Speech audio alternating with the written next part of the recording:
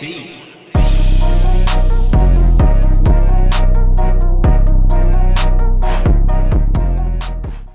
What's going on? It's H2. Representing Risk Takers. It's Take Risk Mondays. Today we got a special guest in the building with us, man.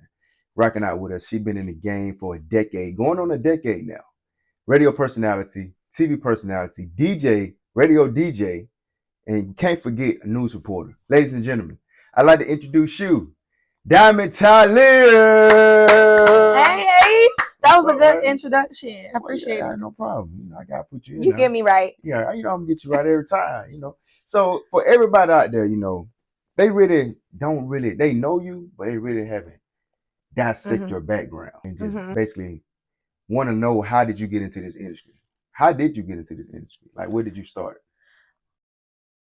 Today we at Bridge and Root, and look, fellas, I'm telling you, I got the place you need to come to. As far as looking for clothing, this is the person to talk to. Miss Aisha, now where are we located at? We are located, our address is 2212 Morris Avenue. Although it says Morris Avenue, you can find us situated on First Avenue North in the heart of downtown Birmingham. All right. Now, this store is give me a real calm and cool vibe. What type of clothing material do you provide for males? So it's really important to us to provide pieces that are unique and that are quality based. And so we provide everything from blazers to joggers to beard care to solid cologne. So it's a wide variety of pieces that we offer. Oh, great. Now, what does Bridge and Root stand for? So Bridge and Root, I'm bridging that guy from day to night, and I want him to be rooted in his individuality and his authenticity. So that's really important. And you can actually find us Tuesday through Saturday, 11 until 6, closed on Sunday and Monday.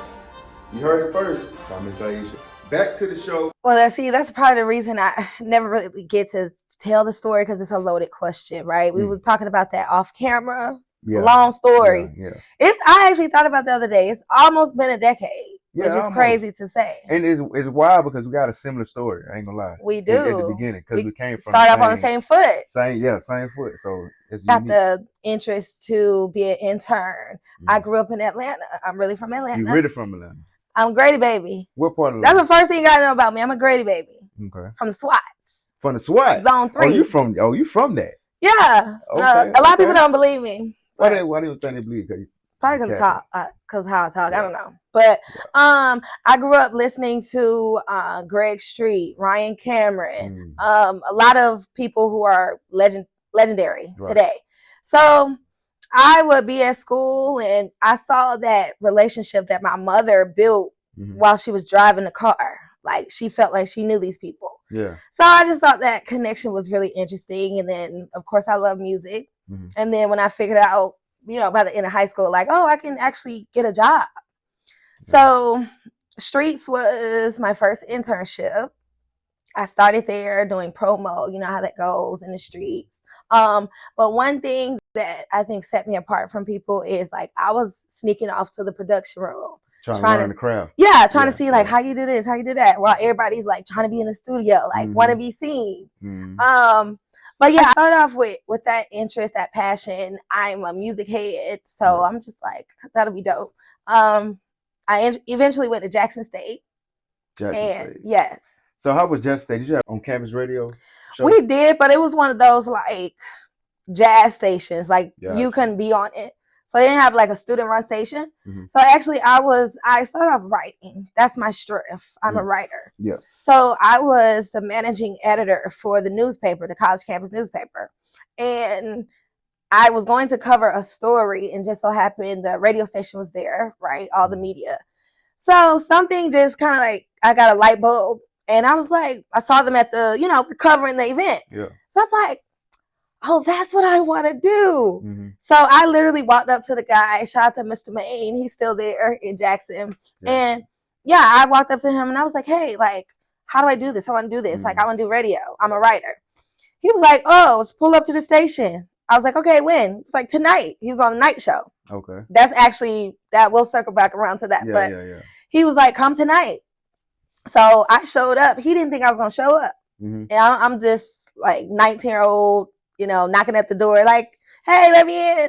They were so surprised that I showed up. Because probably so many people lied to him. Because, especially a college student, you really don't really believe what everything college students say. Yeah, and you know, when it comes to that, it's like a lot of them want to be seen, right? Mm-hmm. But I'm telling you, I was like hungry. I was different. Yeah. So I eventually made my way in, and they would let me get on the mic and you know, do a production, just you know, kind of dip my toe in the water.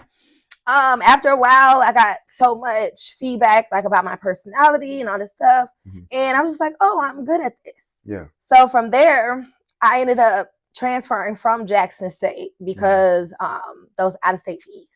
Killer. You know how they go. I already know. They started changing it though years down the line because I went to Jacksonville State. They did. Yeah, so I started getting like a, I ain't gonna say discount, but they started like waiving the out-of-state fees. Oh, I wish. Yeah, I play football too, so that's probably a different. They treat them different. Yeah. That probably is another scenario. But I was just really passionate about that. But I had like an outstanding balance at Jackson State to the point where I did a couple of years and I couldn't pay it. Yeah. So I was like, okay, I need to make a pivot. So I decided to go back home to Atlanta, which I should have did in the first place. Went to Georgia State. When I got to Georgia State in the journalism department, I'm noticing like all of my professors are literally CNN reporters. You know, they're already in the business. Yeah. So I'm like, okay, this is where I need to be. You're learning from the people. So my passion just grew for journalism. And you know how this goes with communications. People take it lightly, but it's like we really study like the art of journalism. Yeah, it's the real deal. And you know, back then, like people used to say, why would you want to go to college for a communication degree? Why are you going? I haven't ever had that happen personally to me, but you would hear it a lot.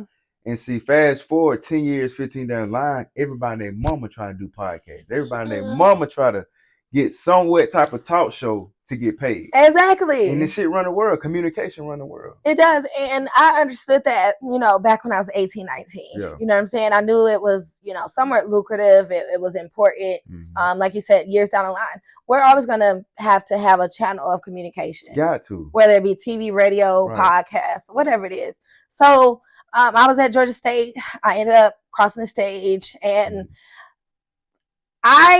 through my internship at Streets, I learned, like I said, I was in the production studio. So I learned what an air check was. You know, I learned about commercials and editing. So before I crossed the stage, I got a job. Damn, you already had a job. But let me tell you, it's very unconventional. Like, you know, this industry is unconventional. Oh, yeah. It's not just, I'm going to submit my resume and wait for a callback. I entered a contest. That's how I ended up in Alabama, a contest.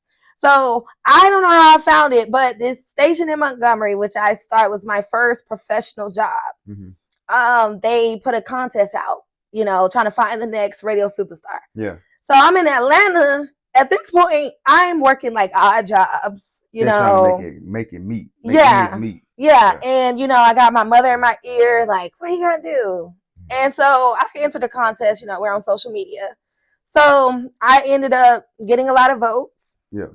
I ended up winning the contest, but they still chose somebody else. And that's like politics, you know. You know how they go. You know how that goes. Yeah. So the program director at that time, I drove down 2 hours to audition. And then after that, they tell you don't get the job.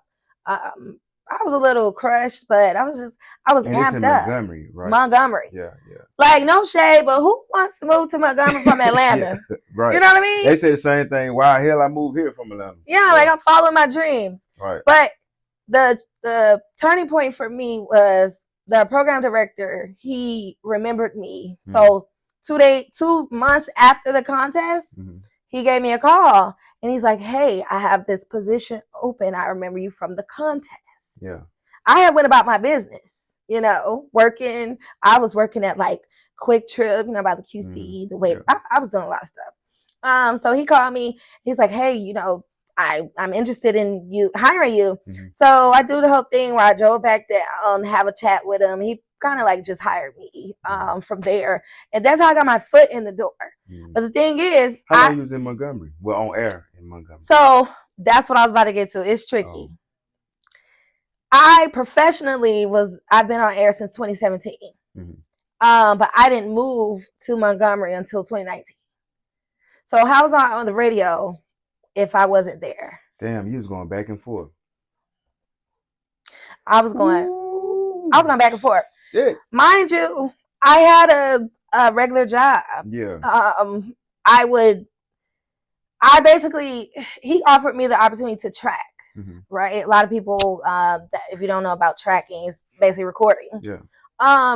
So I would go back. I would go to Montgomery and travel to Montgomery maybe like 2 or 3 times a week.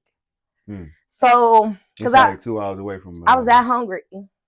That's hungry. Yeah, and I did it for 2 years, Ace. You were hungry. So I was working this job, and 2019 comes, and it got to the point where I'm like, you know how the job goes. It's like you got to clock in. Oh yeah. And you just you being micromanaged. I was a manager, but it's just like the whole working under somebody. You still working under somebody. Yeah. Right. So 2019 come, and I basically tell my supervisor, like, hey, I'm about to dip. You know what I'm saying? Didn't tell my plan. Didn't tell nobody else on the radio. None of that. And yeah, I just up and moved to Montgomery. I accidentally moved into the hood. That's how quick I moved. Damn, Ace, I was in the projects. You realize, let me guess, you didn't do no research. You just said, I got to get a place in Montgomery. I'm finna go here, and I got to just get somewhere close to the station. And you didn't fuck around and move to the trap. I was in the hood, like going in the apartment. Yeah. There's like crowds of people outside, like smoking weed. Like I was in the hood. And you moved in that. You was living by yourself? Unfortunately. Damn. Shootout and everything. You was in there. That's why. That's actually one of the reasons I'm an advocate for domestic abuse and gun violence, because I experienced it so much living in the hood. Yeah. You seen it a lot. I've seen it. Yeah. I'm like, this is real. Right. I grew up in the hood, but not like gang bang shooting. I didn't grow up in that. But sound like some of training day. Oh, it was horrible. So I was happy to get up out of there after 2 years. But total, I was in Montgomery for 4 years. So gotcha. My voice was there. Well, shit, we all glad you made out that situation. So you already know how that goes. A single, I ain't gonna say single mom, but just a female period. Yeah. Single, stand by yourself in the hood. It was tough. That shit is dangerous. It was. So, transition from Montgomery, and you got on at Jams. Okay, or opportunity to open up, you had audition or what happened? You know what's crazy? I never tell the story because sometimes I can't really believe like how God works, really. So literally the weekend I was packing my car and moving, and my mama was looking at me like I was crazy. I got a call from New York. Shout out to New York. She's in New York now. But New York. Yeah, the program director at the time. Well, I had applied for this station back in 2015 when I was in college. Never got a hit. That same weekend that I was packing my stuff to move to Montgomery, she called me. She's like, hey, do you want to audition for nights? Yeah. What I'm doing now. So I was like, yeah. So I auditioned, didn't get the job. So she circled back around and she's like, hey, well, you may not be ready for nights, but I have weekends. So I'm like, shoot, I'm already moving to Alabama, so I can do it like this. Yeah. So from there, just when you thought the driving stopped, I immediately hit the road every weekend, Birmingham, back and forth. So that's how I got in the door here. Gotcha. Yeah. Okay. Now we're in Birmingham. We're on the station 957 Jams. So you've been doing weekends for what? Going on 2 or 3 years? 2. 2 years. Okay. And our position opened up when New York left. How is being on air full time every day? How was that experience? Because everybody can't do full time every day. You got to think about it. Like I said, I've been around radio. It's going on 8 years now, and I've been in the radio industry. And I had overnight, every night on air was a job. It takes a lot of energy. So when you on air every day in the midday, it's different because you interacting with people every 3-4 seconds. Then you're doing commercial cuts. Then you're talking. So how was that experience? I kind of just dove right into it. That's what I wanted to do. I was loving it. Like, I love it. I'm a pretty reserved person. I don't think I'm shy. I always joke around with you, but it's just an outlet. And then the great thing for me, I'm an introvert to a certain extent. So it's just like you're in this room by yourself, but you're talking to a lot of people. A lot of people. So it's like I get to be an extrovert at the same time. Yeah. So that's perfect for me. And then you got nobody watching you. Nobody watching coming here looking crazy. Yeah. Wow. But as long as I'm feeling good, the listeners can tell that. So I feed off of the listeners, So that was a lot of fun. That was a lot of fun for me. I mean, because you still doing it, so where you see yourself in the next 5 years? Let's see, how old am I gonna be? Ooh, I'm gonna be kind of old. You ain't old till you hit 60. I tell everybody that if you're not 60, your ass ain't old. Okay. You can't make that excuse. Till I'm a senior citizen? Yeah, till you senior citizen. Then you hit that 60, then you old. A lot of people think I'm younger than what I am, so whatever. Mm-hmm. But 5 years, professionally? Yeah, professionally. Or do you still want to be in radio, I think at some point I will be out of it. Mm-hmm. I actually, just going back to when I was 18, I was telling you a story about college. Yeah. I actually did my research and I figured out people like Puffy. Mm-hmm. Hey, you got to get a history of what it is. Even though despite what's going on now when he got the situation we got going on now. Yeah. So you remember like back in the day with Making the Band and he would, make people run and walk and get cheesecake. Mm-hmm. I grew up with that hustle of that mentality of like by any means. Yeah. So I would research Diddy and people like Clive Davis, and I noticed that, they were working in labels. That's what I wanted to do. That's still what I want to do. I want to work for a label somehow. Like an A&R or? Yeah. I have a really good eye for talent. So, So after I researched it, I'm like, okay, they're getting to the labels by going through radio. Mm-hmm. Diddy went through radio. Clive Davis went through radio. These execs, they went through radio. So I was like, okay, that's how you get through it, So that's what I want to do. So maybe working for a label, like some type of A&R position. As far as radio, if I'm still in it, which I think I might be. Of course, syndication. Yeah. Just kind of being like a top dog in radio. Gotcha. So. Before we transition, what is the pros and cons being on air full time? Okay, pros and cons of being on air full time. So pros, definitely connecting with listeners. Just being able to shine through the microphone, show your personality. Of course, social media plays a part. Oh yeah. Of course, full time you get a salary, so that's always good. Cons,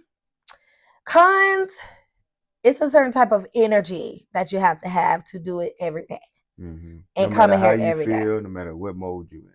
I came to work and, we all have our problems. I came to work and prayed and cried. Mm-hmm. And you got to cut that mic and like ain't nothing happened. Right. Like didn't nobody just die. You know what I mean? Yeah. So the cons would just be that just kind of have to do that switch. Mm-hmm. And it's a lot of energy. I always say that if I'm not tired physically when I get done with my show, I didn't do it right.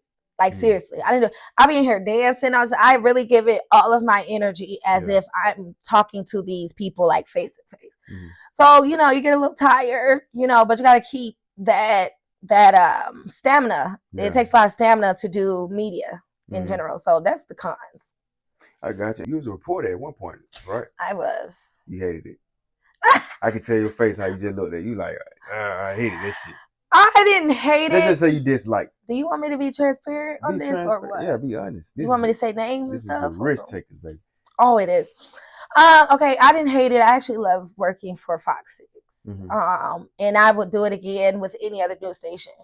But one of the things that is important that I think people put to the wayside in any job is you gotta like the environment. You have to like the people. Gonna work in it. Yeah, you gotta like, and they have to like you. Like that's very important. Mm-hmm. So it was one of those situations where I wasn't feeling the environment, and I also felt like my growth was being hindered. I would go to the news director and this person like, hey, I want to learn. And they just like, you're just a traffic reporter. I need you to stay in your box. You don't want you to go no farther than that. I don't stay in a box. Yeah. And I think that's one of the things that people like about me, and maybe they don't know what it is because I'm not in a box. Mm-hmm. So That's what that was. But I did enjoy reporting, waking up 3 o'clock in the morning to report the traffic. That's actually how I learned. Oh, so you like waking up that early? Oh no. Oh, I was just I thought you said you liked. I'm like, damn, that's early. No, I hated it. You gotta go to bed at like 7. And I had a split shift, so I was working 3 to 9, and then I would have to be back from 4 to 6. Horrible. How long you did that? 9 months. Yeah. You didn't. You've been through it. I hated it. So you've been in both industries. You know how both industries operate. Yeah. So that's a good thing about that. Where do you think the music is going? Do you think it's trash that this new music is just period, or do you think the culture need a change, or do you think that the music is drowning and killing the culture? I think the music industry in general is a roller coaster. So, we have kind of like peak moments. Like we were talking about Sexy Red. I actually feel like Sexy. You got the female rappers. It's like 8 of them on the radio at one time. Yeah. You remember back in the day, it was just like Eve or Lil Kim. There weren't many. There's 8 of them, like in rotation. Yes. So that's really dope. That's definitely like evolution, but it's a roller coaster. I think we get to seasons where it's just like, oh, I'm gonna listen to, Pandora and Spotify only. Not like in commercials. But radio is one of those industries where it changes along with the music industry. So we actually have to do that on a day-to-day basis through research and numbers. We have to go with this roller coaster. It's like a thing, but I think that's what it's going to be. A lot of people think radio is going to die off. I don't think that. It's just going to be like up and down. Yeah, it's a wave. I'm literally riding a wave every day. Every day. Yeah. That's cool, man. That's what's up. So, what's your sign? What you think I am? I think you're a Sagittarius. No, I'm a Cancer. You're a Cancer? Yeah. I would never guess that. I'm a water sign. I'm a crybaby. You're a crybaby. Are you what's the word for it? Are you clingy? In what sense though? Like relationship, friendships? Let's do friendship first. I knew you was going there. Okay. Friendships? Yeah. I'm not a clingy friend. I'm not needy. I don't gotta talk to you every day. I'm actually that friend. I actually experienced something recently, but throughout my friendships, I've always been that tough love friend to the point where they borderline hate me because it's like this girl is on my ass. But I want you to be better. Yeah. I want us to both like do, and so if I see you in this place where you're stagnant, I'm like, come on, but you can't do everybody like that. And I've known that, but recently it's just like everybody go through their own thing. They have their own process. But I'm just like a tough love type of friend. Like I hate to see a girl or a guy like in the dumps about something. I'm just like, get your ass up. Like, you gotta do something. What about relationships? Ew. I don't do that. Now you were just on the line the other day talking about you. What I say? Oh, don't let me bring you up now. No, because I do want love. I am single. I really want love, but I'm not willing to settle for anybody, anything, any situation. What's your type? So to answer your question, I'm clingy if answer that first. I'm clingy if like it's warranted. So like if you ain't step me, I ain't step you. If you showing me love, I'm on your phone. Like, what's up? But my type, you want me to say this? You gotta keep it real. It's the risk taker shit. Ace One is my type. Let's go. I ain't lying. I tell you this all the time, don't I? You be playing, man. I like them. I be bullshitting y'all. I like the Chocolate Brothers. I don't discriminate. I have never dated outside of my race or anything, but I like them chocolate. I recently kind of got off of like the height wave. Like, oh, he got to be 6 feet. Like, you don't have to be 6 feet. But yeah, like if we didn't work together, I would try to talk to Ace. I tell him all the time. Told y'all she be playing. I'm doing this shit. She be bullshit, man. Now, what's the biggest risk you have taken in your career on this journey of the radio personality world? The biggest risk. I'm sure there's a lot of them. Name 3 of them. 3. Well, first of all, moving to the hood unknowingly. Yeah, damn sure was a risk. That was a risk. I almost lost my life. Damn, for real? Yeah. It was 9mm bullets, like straight close to my head. Damn. Like it was very traumatic. So that was a risk. The second risk kind of goes hand in hand with that. Is just kind of like leaving that 9 to 5 with no real plan, no real money. And I'm pretty sure you heard this before, where people say, "Oh, I only had $50 in my pocket." I probably had like $500 in my first month rent. Like that's a risk. Just that first month, that was it. Yeah. And playing like the check game. And the third one, a risk. Ooh, what's another risk? What's another risk you felt like I took? I don't know. Oh, you took a lot, especially in this industry. Well, I would, just in general, like moving.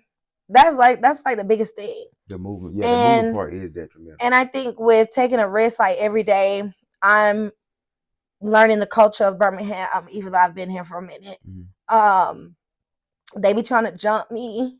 Who trying to jump you? The people, they be trying to jump me. Real, like I feel that's literally. Oh, okay, girl. I'm saying that. But like social media and stuff. Okay, I see. They're always like, "You ain't from here," and it's just like, no, I've earned my stripes, and my opinion matters. But that's a good thing that you ain't from here. You see, that's the thing about what people understand. This is a market where they kind of don't like new things.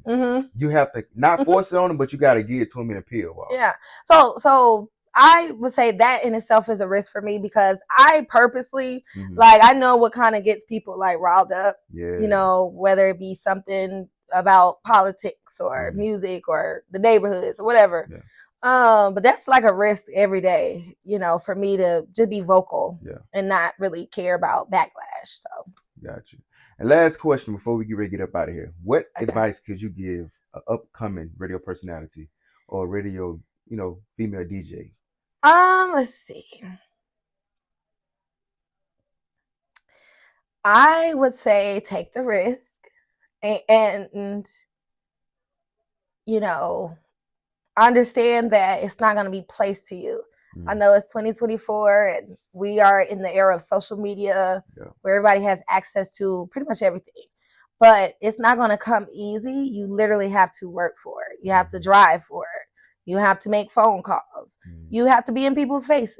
So for anybody that wants to be in radio or the media field, just be like steadfast, and it's hard because actually, I was about to say I've wanted to quit before, but I've never wanted to quit before.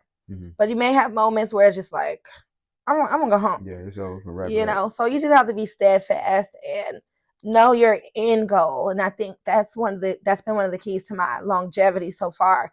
Is I have this vision for myself, like you said, in the next 5 years. And the only way I'm gonna get it, nobody's gonna give it to me. I have to just keep rolling. Yeah. So just keep going, just keep rolling. If it's what you want. Now, we were talking about this too.